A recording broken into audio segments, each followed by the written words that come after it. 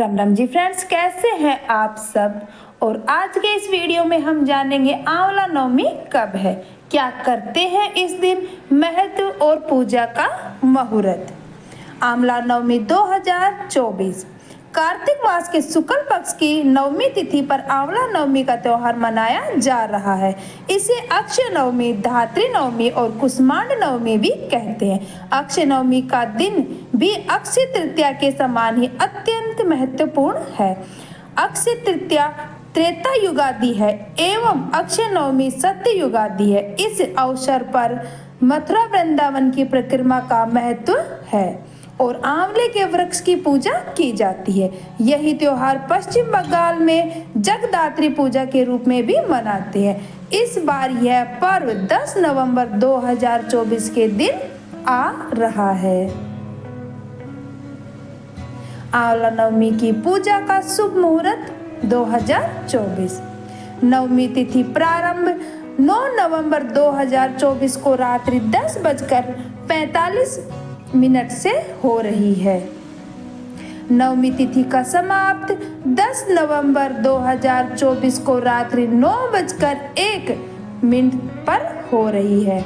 अक्षय नवमी पूजा समय प्रातः 6:40 से दोपहर 12:05 तक रहेगा। अभिजीत मुहूर्त दोपहर 11:43 से 12:27 तक। गोधूली मुहूर्त शाम 5:30 से 5:56 तक। रविवार योग सुबह 10:59 से अगले दिन सुबह 6:41 तक रहेगा। चौकड़िया सुबह 9:22 से दोपहर 12:05 तक शुभ और अमृत रहेगा। आंवला नवमी का महत्व क्या है। धार्मिक मान्यता के अनुसार आंवला नवमी के दिन ही द्वापर युग का प्रारंभ हुआ था। इसी दिन से वृंदावन की परिक्रमा का प्रारंभ भी होता है। मान्यता है कि इस दिन किया गया कोई भी शुभ कार्य अक्षय फल देता है, अर्थात उसके शुभ फल की कभी कमी नहीं आती। इस दिन आंवले के वृक्ष में भगवान श्री हरि विष्णु अर्थात भगवान शिव जी का वास होता है। इसलिए इस दिन प्रातः उठकर आंवले के वृक्ष के नीचे साफ सफाई करके कच्चे दूध, फूल एवं धूप दीप से आंवले वृक्ष की पूजा करते हैं। इस दिन आंवले के वृक्ष के नीचे ब्राह्मण भोज के पश्चात पूर्व दिशा की ओर मुंह करके स्वयं भोजन करके तथा प्रसाद के रूप में आंवला खाने की मान्यता है। इस संबंध में यह भी मान्यता है कि यदि भोजन करते समय थाली में आंवले का पत्ता आ गिरे तो यह बहुत ही शुभ माना जाता है। यह भी माना जाता है कि आने वाले साल में व्यक्ति की सेहत बहुत अच्छी रहेगी। अब देख लेते हैं आंवला नवमी की पूजा विधि।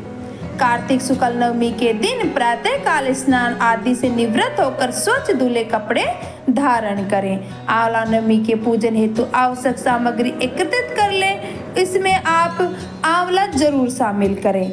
आंवला नवमी पर खीर, पूड़ी, सब्जी और मिष्ठान आदि जरूर बनाएं। इसके बाद आप पूजा सामग्री और बने पकवान लेकर आंवले के वृक्ष के नीचे जाएं।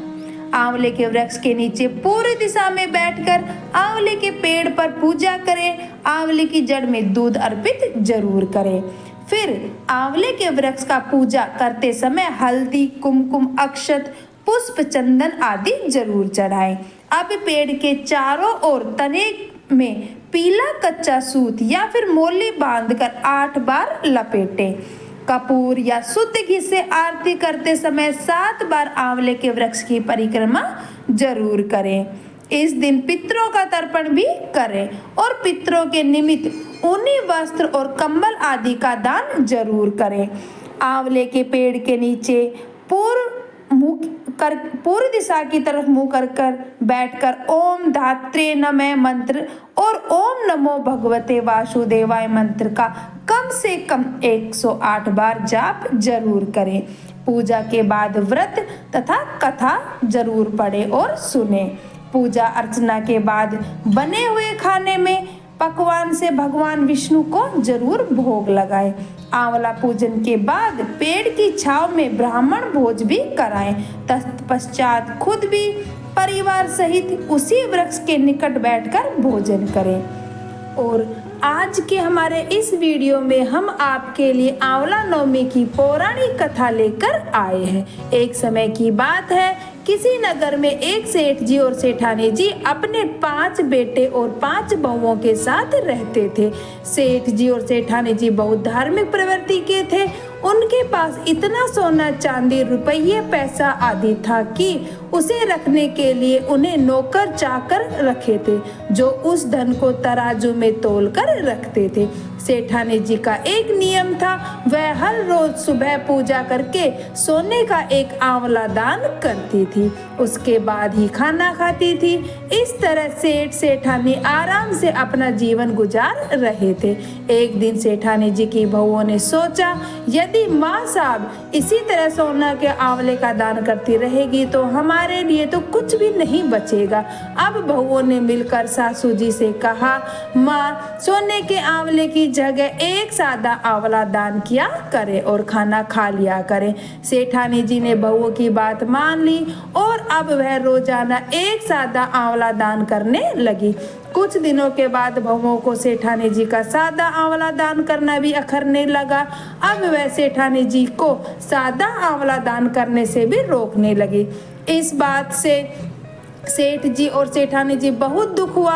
अब वह अपना घर छोड़कर निकल गए। सेठ जी और सेठानी जी चलते हुए जंगल में पहुंच जाते हैं। उस दिन सेठानी जी ने आंवला दान नहीं किया था, जिस कारण उन्हें खाना भी नहीं खाया था। जंगल में पहुंचकर वह एक घने पेड़ के नीचे सो जाते हैं। सुबह उठकर वह देखते हैं कि भगवान की कृपा से वहां सोने के आंवले का एक पेड़ आ जाता है। सेठानी जी ने पेड़ से आंवला तोड़ा और दान करके खाना खा लिया। अब वह दोनों वहीं अपना घर बनाकर रहने लगे। धीरे धीरे सेठ जी का व्यापार बढ़ने लगा और वापस उनके पास खूब धन दौलत हो जाता है और सेठानी जी फिर से रोज की तरह सोने का एक आंवला दान करने लग जाती है। इधर सेठ और सेठानी जी के घर से जाते ही उनके बेटे और बहुओं में आपस में झगड़ा होने लगा और जिस कारण उन्हें व्यापार में घाटा हुआ और सारी पूंजी खत्म हो गई। उन्हें मजदूरी करने के लिए घर से निकलना पड़ा। काम की तलाश में घूमते घूमते वह सेठ जी और सेठानी जी के पास पहुंच जाते हैं। उन्हें जब सेठानी जी ने सोने का आंवला दान करने की बात पता चलती है तो वह मन में सोचते हैं, कहीं यह हमारे माता पिता तो नहीं। लेकिन फिर वह सोचते हैं कि उनके पास तो कुछ भी नहीं था, वो कैसे हो सकते हैं। एक दिन बेटे सेठ जी को देख लेते हैं और उनके पास आते हैं और उनसे माफी मांगकर कहते हैं कि पिताजी, पैसों के लालच में हम अंधे हो गए थे और हमने आपको घर से जाने को दिया, जबकि उस घर में सब कुछ आपकी किस्मत का था। सेठानी जी बेटों को माफ कर देते हैं और सेठ जी सेठानी जी के साथ अपने सभी बेटों और बहुओं के साथ रहने लगते हैं। बोलो आंवला नवमी की जय। अगर वीडियो पसंद आए तो लाइक एंड शेयर भी करें और मेरे चैनल को जरूर से सब्सक्राइब करें। धन्यवाद।